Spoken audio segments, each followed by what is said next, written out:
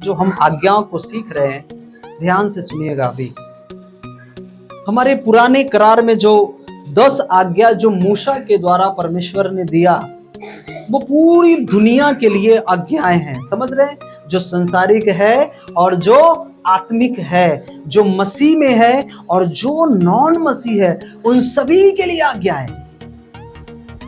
क्यों? आपको पता है कि जब मूसा वो पाटिया लेकर आया तो वहां पर बहुत सारे ऐसे लोग थे जो परमेश्वर के ऊपर बिलीव करते भी थे और बहुत सारे लोग मूर्ति पूजक भी करते थे। उन सभी के लिए आज्ञाएं थी। लेकिन ये आत्मिक क्षेत्र में आप कैसे बढ़ सके, आत्मिक की पहचान आपके अंदर कैसे हो सके, ये आत्मा की बात हमारे प्रभु यीशु मसीह इस पृथ्वी पर आकर इस कमांड के द्वारा, इस आज्ञा के द्वारा हमें बताया कि तुम्हें इस आज्ञाओं के द्वारा तुम्हें कैसे चलने की जरूरत है।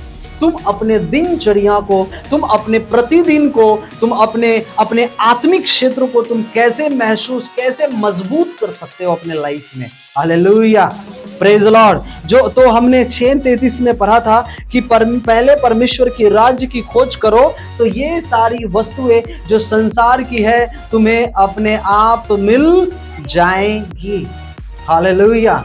बहुत सारे लोग, हम और बहुत सारे ऐसे लोग हैं जो क्या करते हैं, हम संसार की उन वस्तुओं की खोज में लगे रहते हैं जो वो नाश होने वाली है, वो मनुष्य भी और वे वस्तुएं भी। लेकिन एक तरफ बाइबल कहती है कि प्रभु यीशु मसीह ने हमें यह सिखाया, जो वस्तुएं संसार की है और जो तुम्हें आत्मा मिला है, वो बहुत, दोनों में बहुत फर्क है। दोनों में बहुत फर्क है, बहुत डिस्टेंस है। ये जो संसार की वस्तुएं हैं ये यहां पे रह जाएगी, और जो तुम्हारे अंदर पिता ने आत्मा दिया है, ये आत्मा आपका निर्णय करेगा, आपके जीवन का, आपके आत्मिक क्षेत्र का निर्णय करेगा कि आप उस स्वर्ग तक कैसे पहुंचाए जाएंगे, आप कैसे चले जाएंगे। हालेलुया। यहां पर बाइबल कहती है, इस प्रकार लिखा कि तुम सारी वस्तुओं की खोज करो। किस चीज का खोज? हाँ, उन वस्तुओं की नहीं जो संसार की है, उन वस्तुओं की जो स्वर्ग की है। हालेलुया। उसके वचन की खोज करो। हालेलुया।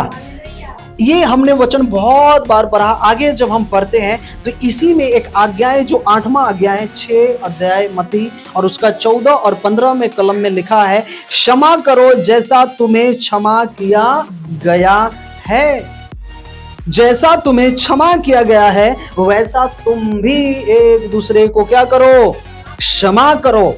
क्षमा करो, तुम्हारा भी पाप, तुम्हारा भी गुनाह क्षमा किया जाएगा। हालेलुया। इसके बारे में हम पढ़ चुके हैं। मत्ती 6 और 9 से 13 में जब आप पढ़ते हैं तो प्रभु के दास, प्रभु के चेला लोगों ने पूछा कि प्रभु मुझे बता कि मुझे प्रार्थना कैसे करना है।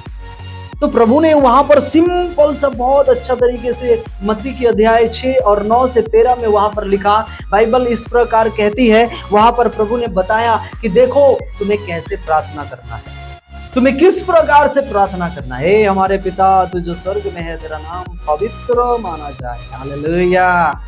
पहले उसके नामों को क्या करना है? अपने लाइफ में पवित्र करना है कि प्रभु तू महान है। उसको धन्यवाद के साथ में हमें प्रार्थना स्टार्ट करनी। कई लोगों को तो प्रार्थना, चेलों को प्रार्थना ही नहीं आती थी। वो प्रभु के पीछे तो चलते थे लेकिन उन्हें प्रार्थना नहीं आती थी। वो आपके ऊपर निर्भर करता है कि आपको प्रार्थना आता है या नहीं आता है। हालेलुया। आपको प्रार्थना आता है या नहीं आता है? आप किस रीति से प्रार्थना करते हैं? आप कैसे प्रार्थना करते हैं?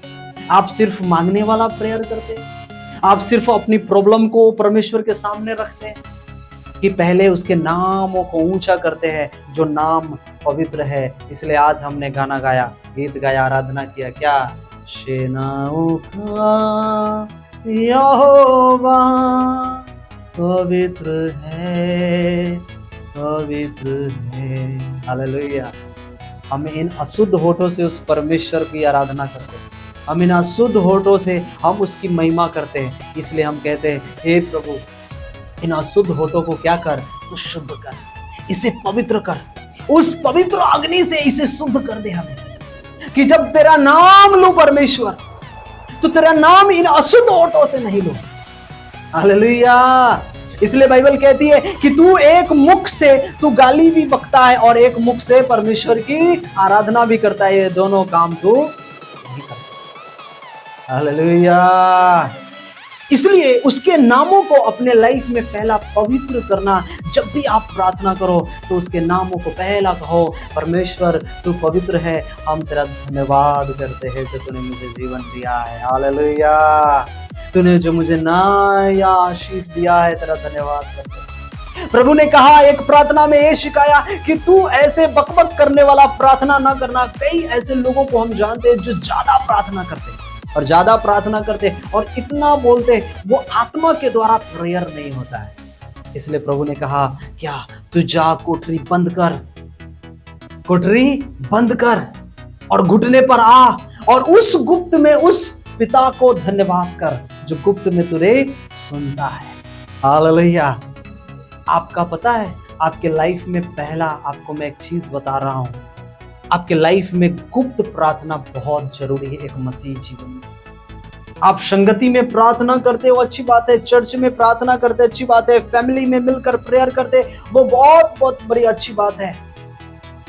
लेकिन जब आप घुटने पर आकर, जब आप एकांत होकर पर्सनलाइज प्रार्थना प्रेयर होता है, पर्सनल प्रेयर, जब आप पर्सनल प्रेयर करते हैं, ये बहुत इफेक्टेड आपके लाइफ आपके घराने में करता है। मैं आज आपसे इसलिए प्रतिदिन वो समय निकालना और प्रतिदिन पर्सनल प्रार्थना करना।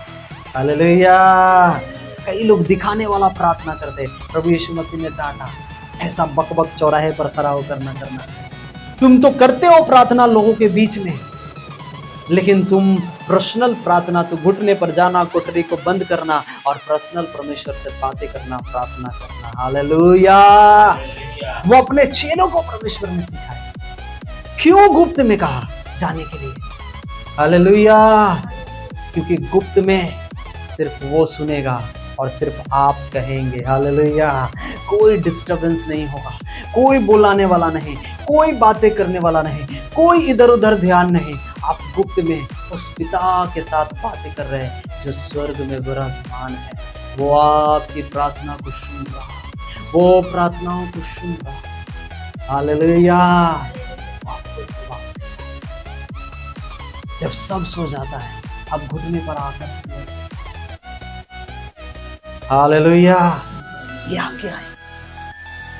गुप्त में प्रार्थना करना, परमेश्वर को धन्यवाद करके साथ प्रार्थना करना। Hallelujah, praise the Lord.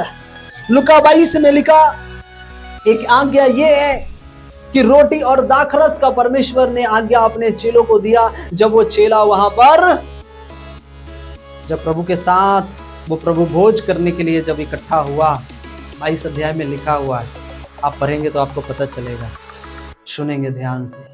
प्रभु ने क्या कहा? देख, यह मेरी क्या है? लहू है, और यह मेरी क्या है? देह है,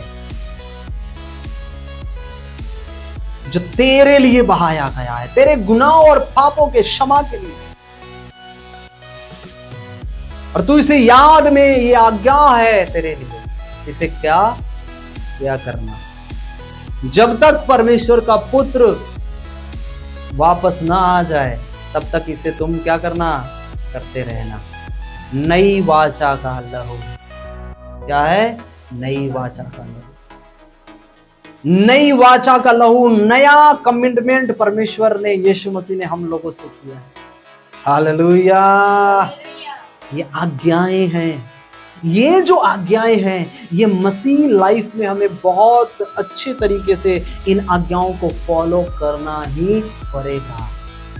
ये आज्ञा सिर्फ ये सजेशन नहीं है, ये आज्ञा सिर्फ सलाह नहीं है।